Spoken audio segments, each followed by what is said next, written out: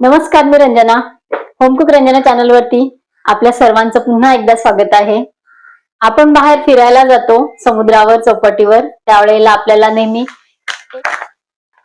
हे बघितल्यानंतर सगळ्यांना आठवते, आपल्याला शेंगदाणे खायला आवडत असतात. शेंगदाणे किंवा फुटाणे आपण असं खात असतो, जे बाहेर चौपाटीवर खूप जास्ती प्रमाणामध्ये विकायला असतात आणि आपण एक घेतल्याशिवाय पुढे जात नाही. गप्पा मारता मारता आपल्याला एक एक शेंगदाणा हा खायला आवडत असतो सर्वांना. तर आजची ही रेसिपी माझी होणार आहे शेंगदाण्याची.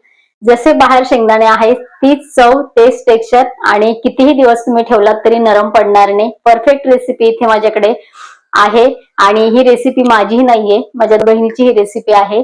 कारण हे शेंगदाणे मी तिच्याकडे खाल्ले होते, तिच्या मुलाला द्यायचे होते म्हणून तिने ते बनवले. मी ते स्वतः बघितले आणि त्यानंतर मी घरी करून बघितले. तर तेव्हापासून बाहेरचे शेंगदाणे आमच्याकडे आणत नाही, ते शेंगदाणे मी घरीच भाजत असते. तर आज ती रेसिपी तुमच्या समोर मी दाखवणार आहे, तुमच्या बरोबर शेअर करणार आहे. तर त्यासाठी 1 किलो शेंगदाणे मी आज इथे भाजणार आहे. तुम्हाला कळेलच की 1 किलो शेंगदाणे भाजले म्हणजे आपण काही एकदाच खात नाही ते, म्हणजे याचा अर्थ की आपण ते ठेवू शकतो. ठेवल्यानंतरही ते नरम अजिबात पडणार नाही, एकदम सेम चव असलेले आणि तसेच शेंगदाणे आपण भाजणार आहोत. तर आपण रेसिपीला सुरुवात करूया. इथे रायगड बाजारातून मी शेंगदाणे आणलेले आहे. 1.5 किलो शेंगदाण्याचं हे पॅकेट आहे. शेंगदाणे वजून घेतलेले. एक भांड मी इथे घेतलेलं आहे, त्यात आपल्याला हे शेंगदाणे टाकायचे.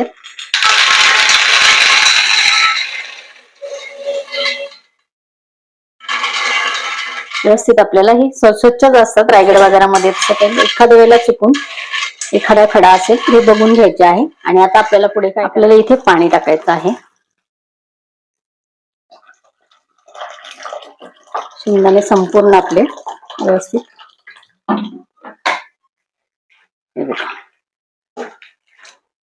व्यवस्थित हाताने सगळीकडनं आपल्याला ते असे स्वच्छ करून घ्यायचे आहेत.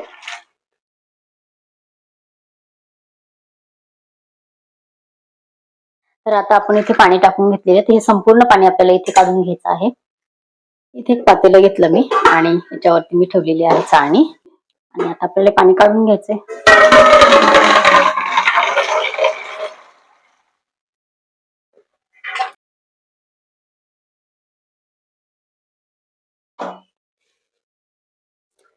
पूर्ण पाणी आपल्याला शेंगदाण्यामधलं काढून घ्यायचंय. बघा, खाली मी एक भांड ठेवलेलं आहे आता आणि वरती आपली ही चाळणी आहे. आणि हे आपल्याला याच्यावरती झाकण ठेवा किंवा एखादा कॉटनचा रुमाल ठेवा. हे आपल्याला झाकून कमीत कमी 1 तास आणि जास्तीत जास्त तुम्ही 1.5 तास 2 तास हे शेंगदाणे ठेवू शकता, कारण हे एकदम छान टम्म फुगून येणार आहेत. आता हे शेंगदाणे आपल्याला 1-1.5 तास बघायचे नाही, मी 1.5 तासानंतर हे शेंगदाणे कसे झाले ते दाखवणार आहे. तर हे लक्षात ठेवायचं आहे, कमीत कमी 1 तास आणि जास्तीत जास्त 1.5 तासापेक्षा जास्त तुम्ही हे शेंगदाणे ठेवू शकता. 2-2.5 तास पण एवढ्या वेळ आपण ठेवत नाही, तरी ठेवले तरी ह्याला प्रॉब्लेम होत नाही, हेच मला सांगायचं आहे. तर हे शेंगदाणे मी आता बाजूला झाकून ठेवणार आहे 1.5 तासासाठी. शेंगदाणे आपण आता बाजूला झाकून ठेवलेले. तर इथे आपल्याला आता एक बाउल घ्यायचा आहे आणि बाउलमध्ये आपल्याला साधारण एक अर्धा बाउल आपण हे पाणी घेतलेलं आहे. याच्यामध्ये आपल्याला 1 चमचाभर मीठ घालायचंय बघा.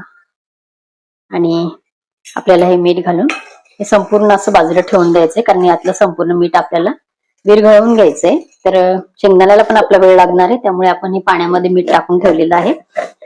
हे पण आपण बाजूला याच्यावर डिश झाकण ठेवून आणि बाजूला ठेवून द्यायचं आहे. 1.5 तासानंतर आपण इथे 1.5 तास आपल्या शेंगदाण्याला झालेलं आहे. हे बघा, शेंगदाणे एकदम फुगलेले आहेत. आपण पाण्यातून आणि काढून आणि आपण हे निथळत ठेवले होते, तर कोरडे एकदम आपले शेंगदाणे इथे झालेले आहेत. तर आता आपल्याला शेंगदाणे भाजायला घ्यायचे.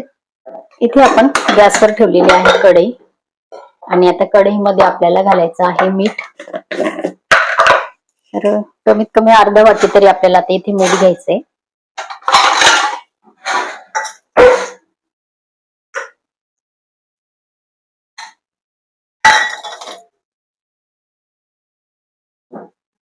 हे मीठ आपल्याला छान गरम होऊ द्यायचंय. आपण कढईत मीठ टाकलेलं आहे. एक ताट आपण खाली घेतलं आणि चाळणी आपण इथे घेऊन ठेवलेली आहे आणि एक ताट आपण इथे गॅसवर पण दुसरं एक इथे ठेवलेलं आहे तयार. आणि इथे आपलं मीठ गरम होतंय आणि आपण आपल्या अर्ध्या वाटी मध्ये बाउल मध्ये आपण पाणी घेऊन आणि मीठ ह्याच्यामध्ये टाकून ठेवलेलं होतं. हे बघा, मीठ पण आपलं व्यवस्थित इथे विरघळलेलं आहे. तर हे आपल्याला इथे हाताशी बाजूला ठेवायचं आहे आणि मीठ आपल्याला व्यवस्थित गरम होऊ द्यायचंय. मीठ व्यवस्थित गरम झालेले ठेव. एक एक वाटी पूर्ण भरून वाटी इथे मी घेतलेली आहे. तर तुम्ही जास्त घेतलं शेंगदाणे तर मग ते भाजायला पण थोडासा वेळ जाईल. आपले एक एक वाटी भरून आपण शेंगदाणे घ्यायचे आणि ह्या मिठामध्ये आपल्याला ते व्यवस्थित भाजायचे आहेत, खमंग अगदी. आणि गॅस आपला फुलच आहे, फुलच ठेवायचा आहे. हे असं आपल्याला व्यवस्थित मिक्स करत राहायचंय. हे बघा.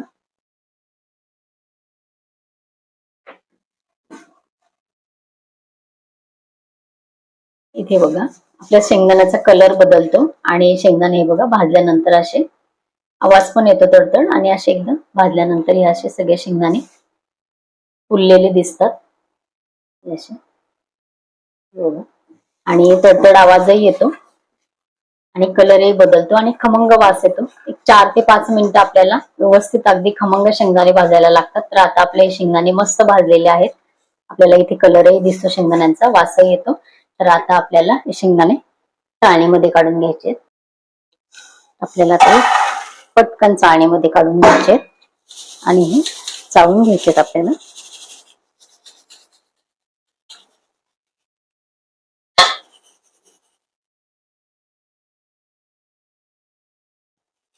आणि राहिलेले शेंगदाणे जे आपले आहेत वरती चाळणीमध्ये, तिथे आपल्याला एका ताटामध्ये, इकडे आपण गॅस ठेवल्यावरती ताट ठेवले तर ताटामध्ये आपल्याला टाकून घ्यायचे. शेंगदाणे हे गरमच आहे. इथेच आपल्याला आपल्या मिठाच्या पाण्याचा फक्त एवढा असा हापरून घ्यायचा आहे. याच्यावरती एक शिपका मारल्यानंतर फक्त आपल्याला असं करून द्यायचंय, हलवून द्यायचं आहे आणि हे ताटात असेच ठेवून द्यायचे. हे बघा, एकच शिपका आपल्याला पाण्याचा मारायचा आहे फक्त. आपल्याला आता इथे परत कढईमध्ये आपलं मगाशी जे आपण चाळून घेतलं तेच मीठ आपल्याला इथे घालून घ्यायचं आहे. मीठही आपलं कडक आहे. इथे परत आपण वाटीभर शेंगदाणे घेतलेले आहेत आणि आपल्याला त्याच पद्धतीने इथे शेंगदाणे हे व्यवस्थित भाजून घ्यायचे आहेत.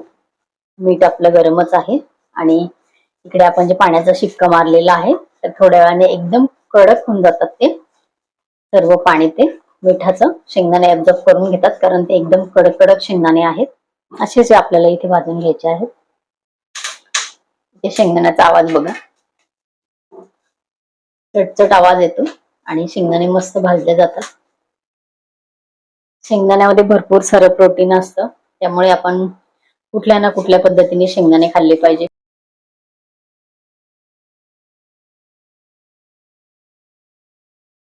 तर इथे बघा शेंगदाणे भाजायला जसे जसे लागतात तसं तसा कलरही बदलतो आणि शेंगदाणे छान चटचट करून आणि भाजायला लागतात आणि छान वासही सुटतो. तेव्हा आपल्याला समजतं लगेच शेंगदाणे भाजलेले आहेत म्हणून. आणि सारख्या कलरवरती ते भाजल्या जातात कारण आपण त्याला सतत फिरवत असतो इकडून तिकडे कालथा आणि मिठामध्ये असल्यामुळे तो सारख्या कलरवरती शेंगदाणे भाजले जातात. एकीकडे आपले शेंगदाणे जे आपण जे पाण्याचा शिपका मारलेला होता ते बघूया कसे झाले.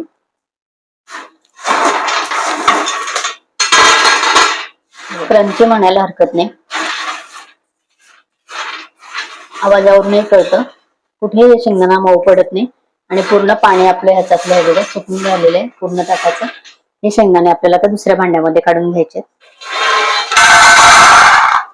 आणि हे ताट आपल्याला परत आता शेंगदाणे आपले भाजल्यानंतर याच्यात आपल्याला परत पाण्याचा शिपका देऊन घ्यायचा. पण शेंगदाणे आपले भाजलेले आहेत, काढून घेऊ आपण.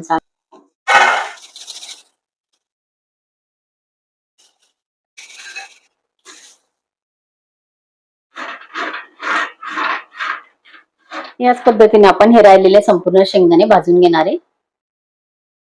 मी पतंजलीचं मीठ वापरते, तर थोडस त्याच्यात वेळ लागत होता चाळणी वापरली तर त्या चाळणीने पण पटकन मीठ गळून जातं. हे बघा, कारण आपल्याला जास्त वेळ लागत नाही. पाण्याचा आपल्याला एक शिपका द्यायचा असतो शेंगदाण्यांवर, त्यामुळे तसंही करू शकता. आणि हे पतंजलीचं मीठ थोडस जाड असतं त्यामुळे थोडा वेळ लागत होता मला, तर मी ही चाळणी वापरली. तर इथे माझे शेवटचे शेंगदाणे आहेत. शेंगदाणे इथे सर्व भाजून झालेले आहेत. एका वाटीपेक्षा थोडेसे जास्त आहेत म्हणून ते थोडेसे जरा जास्त वेळ करायचे, 1 मिनिट जास्त हे करायचं. वाटीभर असतील तर पटकन भाजले जातात, त्यापेक्षा जास्त घेतले तुम्ही तर थोडा वेळ लागतो, बाकी काही होत नाही. आणि या संपूर्ण वेळ या शेंगदाण्याला किती लागलेला आहे भाजायला हे मी सांगणार आहे.